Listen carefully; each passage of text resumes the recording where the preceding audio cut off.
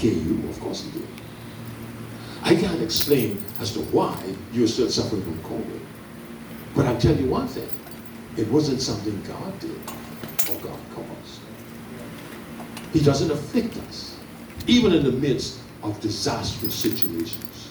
The overwhelming proof of God's availability, of God's available help becomes more and more apparent to many people in the times of crisis. We see that people don't know what to do.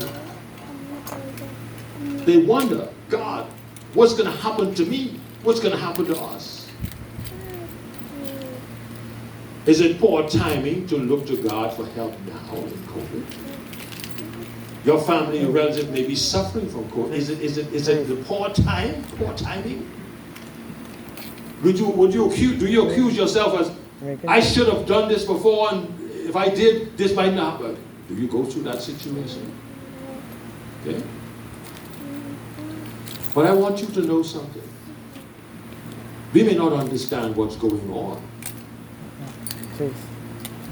but it's perfect timing for God, because he never changed. It's a time when he's available in a greater measure, if I may say. As Christians, in every crisis, we have opportunities to be a witness and share the truth of the gospel of Jesus Christ as never before, as I've mentioned before. Because of COVID, we heard about Zoom before COVID, but it was never used in such a great way until after COVID came. So here it is. There are people on Zoom in the service today. There are people on Facebook in the service today. There are people on YouTube in the service today, and maybe in other connecting social medias. We are all over, could be all over the world today. And those of you who are here today. See? God's word said in Luke chapter 21, verse 26, men's heart failing them for fear, and for looking after those things which are coming on the earth, for the powers of heaven shall be shaken. God's word is true. And when you really think about it, possibly we haven't seen anything yet amid all this situation. But always remember, God does not work the way man works.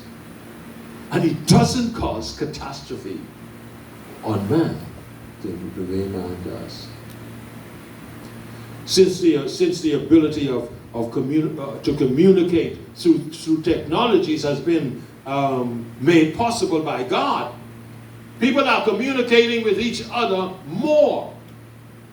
Even though churches are closed, many churches are closed because of one reason or the other. They're on social medias communicating. Some people have never talked to one another for a long time. As a matter of fact, we have members who haven't been in service for a long time. But they're on Facebook. They're on YouTube. They're on Zoom. We want to thank the Lord for that. For whatever reason, we want to thank the Lord for that.